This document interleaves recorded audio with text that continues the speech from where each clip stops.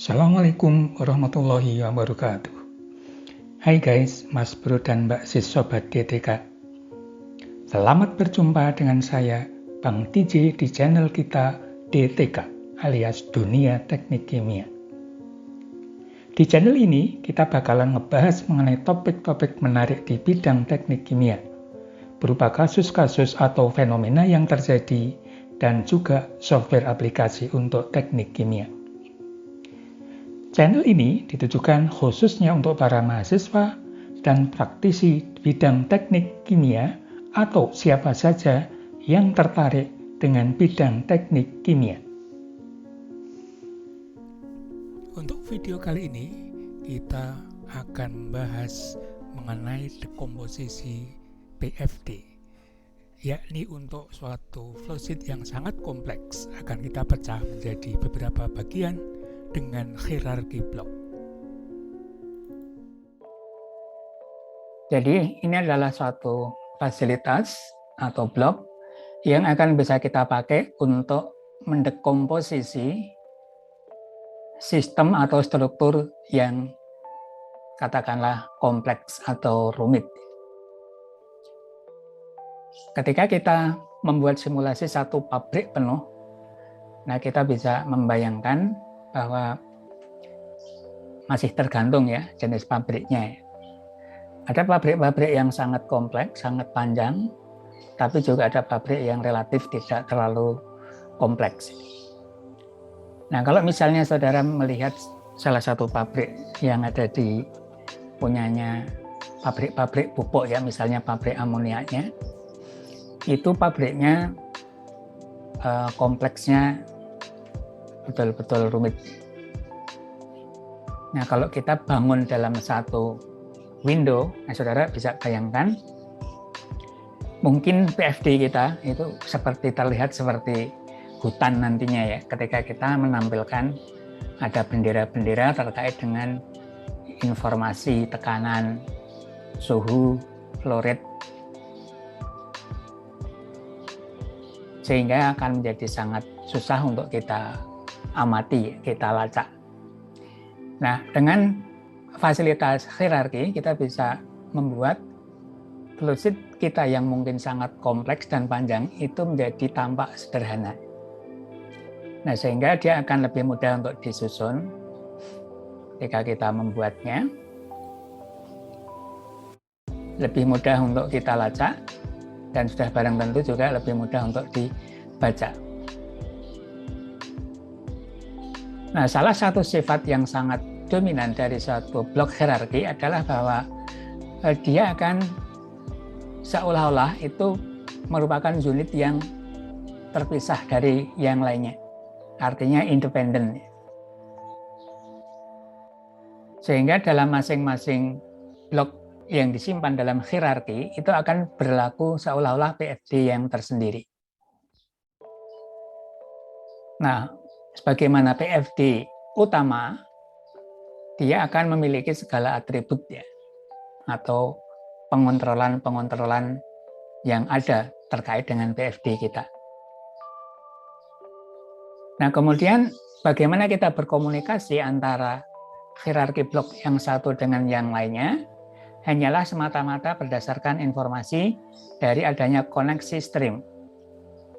Jadi, kalau suatu informasi itu akan dikirim ke hierarki yang lain, maka kita hanya menghubungkannya lewat stream tertentu yang akan dikoneksikan.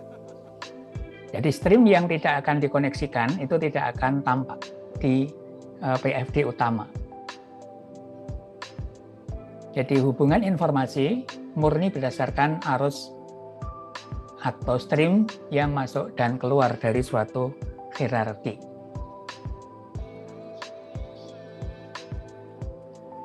Kemudian hierarki juga seringkali kita pakai untuk mengelompokkan jenis proses. Nah, sebagaimana kita pahami bahwa dalam pabrik mungkin kita akan membuat semacam unit atau pengelompokan berdasarkan katakanlah fungsi utamanya ya. dalam skala yang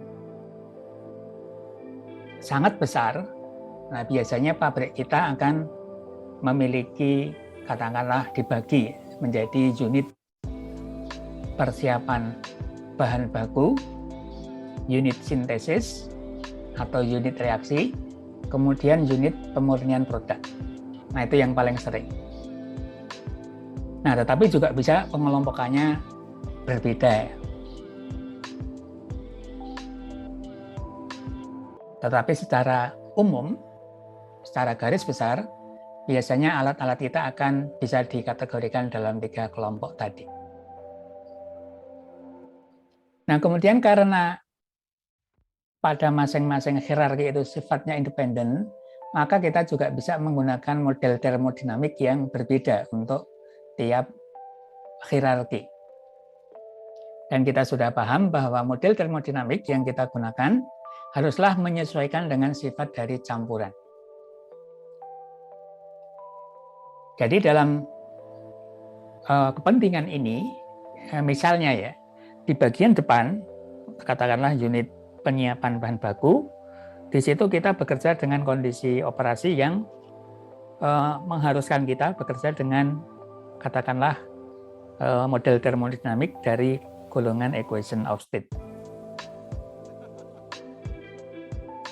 Kemudian pada unit reaksi, karena membutuhkan kondisi operasi yang berbeda, mungkin kita harus menggunakan jenis equation of state yang lain.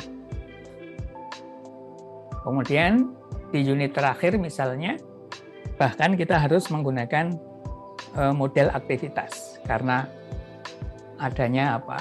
Adanya kemunculan senyawa-senyawa baru, hasil reaksi, dan juga nanti dengan adanya pemisahan-pemisahan akan menyebabkan suatu alat bekerja dengan komponen yang berbeda. Jadi kita akan dimungkinkan bekerja dengan model termodinamik yang saling berbeda. Nah, kemudian dalam hierarki, kita juga bisa memasukkan hierarki. Istilahnya adalah nested hierarki, dan levelnya bisa sampai 10. Di hierarki, di dalamnya akan memuat hierarki. Di dalam hierarki yang di dalam, ada lagi hierarki, demikian seterusnya. Tergantung nanti tingkat kebutuhan.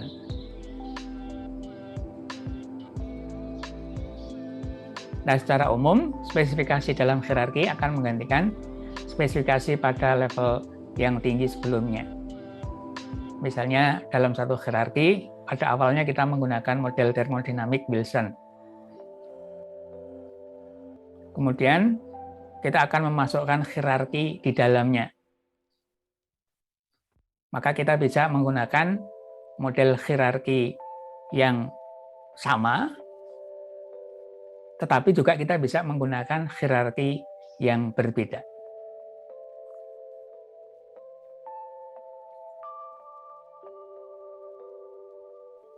Nah, ini salah satu contoh proses simulasi yang tampak di PFD utama. Dia di PFD utamanya cuma terlihat, ini ada unit sumur, dari sumur gas. Ini baru katakanlah di satu sumber-sumur ya, di daerah Donggi. Nanti akan ada sumber yang lain.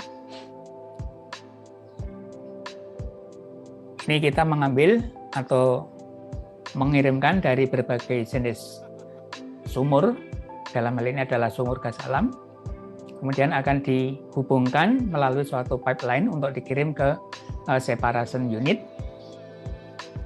Kemudian di separation unit akan terjadi, katakanlah, pemisahan-pemisahan air dan beberapa senyawa dengan titik yang lebih tinggi dari gas alam. Selanjutnya akan dikompresi untuk kemudian dikirim ke dehydration unit. Dari dehydration unit nanti akan dikirim lagi ke unit liquefaction misalnya. Nah, PFD-nya hanya terlihat sederhana ini. Nah, di sini kita memanfaatkan hierarki sebagai bagian untuk mengelompokkan proses berdasarkan kelompok fungsinya. Nah, sehingga diagramnya akan jadi terlihat sederhana. Nah, kalau kita masuk ke dalamnya, ini yang unit pertama tadi, dari sumur-sumur yang ada di daerah Donggi, ternyata dia ada 1, 2, 3, 4, 5, 6, 7. Ada 7 poin untuk kemudian kita gabungkan. Nah, di sini satu pipa mewakili piping system, ya, yang pipanya sebetulnya panjang, banyak fitting dan seterusnya. Nah, akan berfungsi untuk menentukan pressure drop yang dihasilkan. Kemudian di unit berikutnya, di unit separation unit, ini adalah rangkaian untuk mengambil beberapa komponen. Kita memasang berbagai flash drum, ada di sini flash 3, ada flash 2, flash 2, flash 2, flash 2. Kemudian di sini ada splitter. Nah, unit berikutnya, unit 3, kira-kira seperti ini.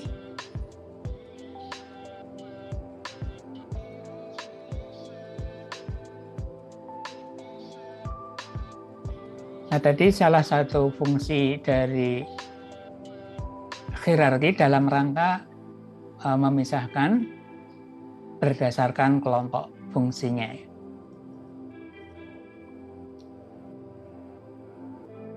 Nah, kemudian sifat-sifat tertutup dari hierarki, karena tadi ini adalah bersifat independen, maka variabel yang ada di dalam flowsheet itu juga akan bersifat tertutup. Jadi dia hanya akan dikenali di dalam hierarki tersebut. Artinya apa? Kita boleh menggunakan nama variabel yang sama. Kalau kita membuat flowsheet kita hanya dalam satu PFD utama, maka kita tidak mungkin untuk menggunakan nama variabel yang sama. Misalnya ada flash 1. Kita nggak boleh lagi menggunakan nama flash 1. Ada nama stream 1, S1. Kita nggak boleh lagi menggunakan S1. Demikian seterusnya, kalau kita hanya membuatnya di satu PFD. Nah, tetapi ketika kita menggunakan hierarki, maka di masing-masing hierarki itu boleh menggunakan nama yang sama dari nama variabel di hierarki di tempat lain. Nah, di situ menyebabkan kita hemat nama. Ketika kita punya satu PFD saja, maka kita harus menjadi terbatas ya penggunaan namanya.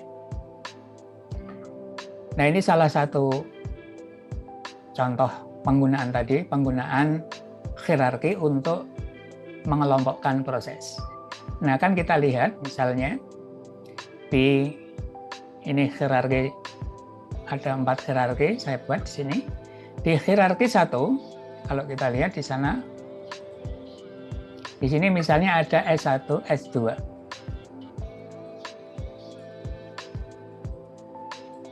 Ada P1, P2. Kemudian kalau kita lihat di hierarki 2, di sini ada nama blok RSTK dan FL1. Ada ST1, ST2.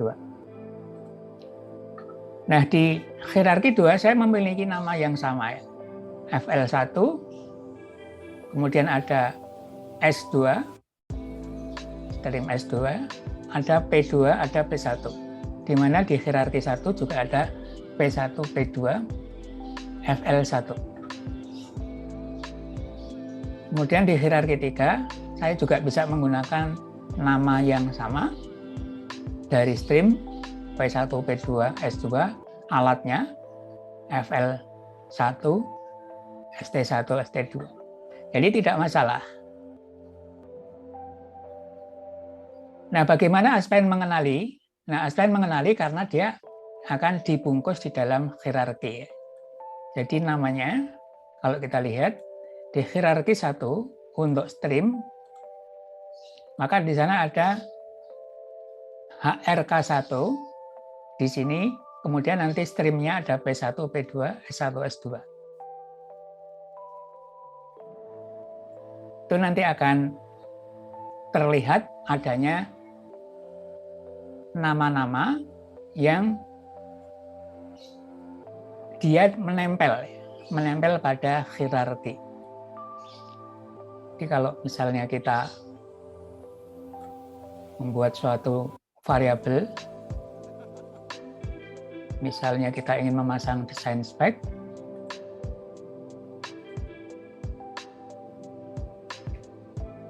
kemudian kita akan memilih sesuatu variabel, katakanlah FL. Nah, FL itu apa?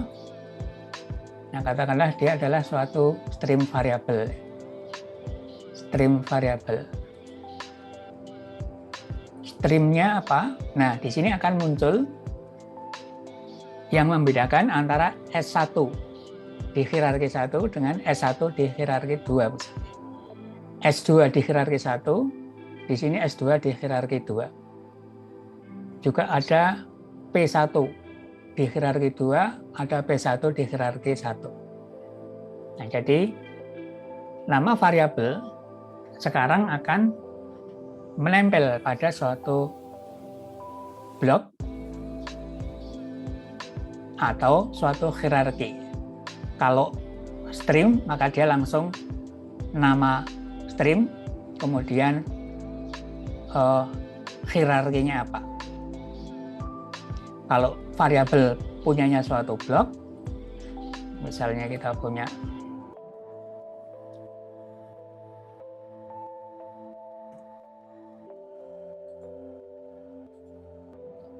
P, misalnya dia suatu blok variabel, kemudian bloknya apa. Nah, nama-nama blok akan menempel pada suatu hierarki. Misalnya adalah FL1, nah FL1 bisa punyanya hierarki 1, bisa punyanya hierarki 2. Nah, kita tinggal memilih sebetulnya mana yang dimaksud. Nah, jadi nama variabel flowsheet, entah blok entah stream, maka dia akan menempel pada suatu hierarki. Nah, itu yang akan membedakan kenapa kita boleh memiliki nama yang sama, baik untuk blok maupun untuk stream. Ini penggunaan sifat tertutup dari suatu hierarki, kita bisa menghemat nama dari stream maupun blok. Kemudian adanya hierarki bisa kita manfaatkan untuk melakukan ekspor import. Nah, ini biasanya akan kita pakai kalau kita memiliki unit yang semacam atau sejenis. Nah, ini dalam rangka apa? Dalam rangka menghemat pemasukan data maupun pembuatan BFD. Misalnya kita mempunyai unit yang mirip antara unit, katakanlah unit 1 di depan, itu ada bagian unit A, unit B, unit C. Tetapi alat-alatnya mirip, tetapi hanya berbeda konfigurasinya. Misalnya sama-sama menara destilasi, tetapi yang berbeda adalah jumlah state, kemudian katakanlah reflux ratio, posisi feed state, dan seterusnya. Tetapi mirip.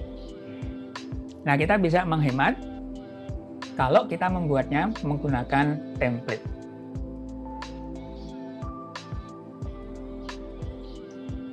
Nah, misalnya kita akan membuat suatu hierarki baru yang isinya itu mirip. Sekarang kita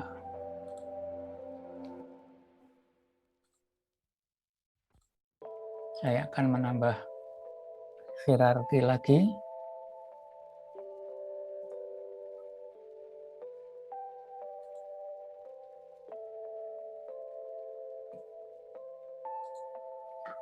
Nah, HRK atau hierarki ini kalau kita masuk ke dalamnya, ini masih kosong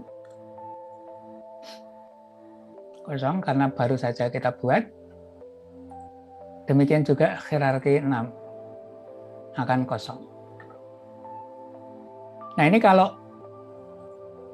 kita mau membuat hierarki 5, hierarki 6 dengan sesuatu yang sama, kita menyiapkan suatu flowsheet dalam bentuk backup file, kemudian kita simpan dan kita kasih nama. Nah, kemudian nanti kita akan tinggal mengimport dari backup yang sudah kita hasilkan. Saya akan coba tampilkan.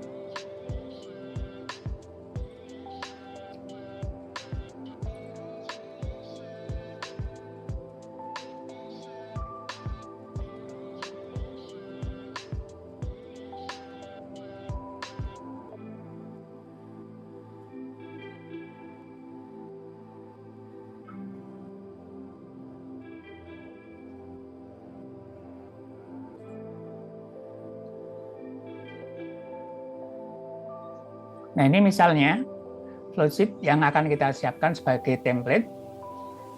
Nah, sudah barang tentu di template sudah kita isi, variabel-variabelnya sudah kita isi. Misalnya kalau di sini kondisi operasi, kalau ini reaktor berarti misalnya kita sudah isi tingkat konversi, juga reaksi-reaksi yang ada. Kemudian ini menara destilasi, sudah kita isi dengan jumlah state, posisi feed state, reflux ratio, tekanan. Demikian juga yang ini sudah kita isi. Kemudian kita simpan dalam bentuk backup. Nah, kemudian ini akan kita jadikan template untuk kita panggil di hierarki kita. Nah, sekarang tinggal kita import backup kita tadi. Di sini ada pilihan import. Nah, ini unit kita.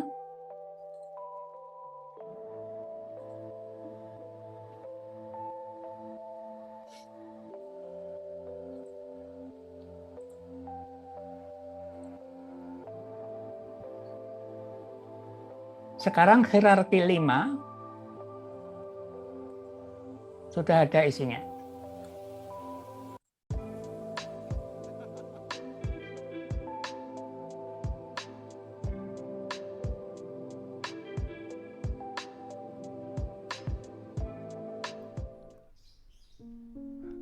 Oke Sobat DTK yang berbahagia, sampai di sini dulu untuk video kali ini. Kita masih akan melanjutkan pembahasan mengenai komposisi flowsheet di video berikutnya. Oke Mas Bro dan Mbak Sis Sobat DTK, sampai di sini untuk video kali ini. Jika Sobat merasa video ini bermanfaat, silahkan di-like dan share kepada rekan dan koleganya agar kemanfaatannya lebih besar dan meluas. Dan agar tidak ketinggalan dengan video-video terbaru kami, jangan lupa dipencet tombol merah subscribe-nya. Insya Allah, Sobat juga akan memperoleh pahala jariah dari siapapun yang ikut mengambil manfaat dari channel ini. Dengan subscribe, Sobat DTK telah ikut membangun channel ini agar terus hadir membahas topik-topik menarik lainnya. Sampai ketemu lagi di video berikutnya. Salam hangat DTK, Bravo Techimer Indonesia. Assalamualaikum warahmatullahi wabarakatuh.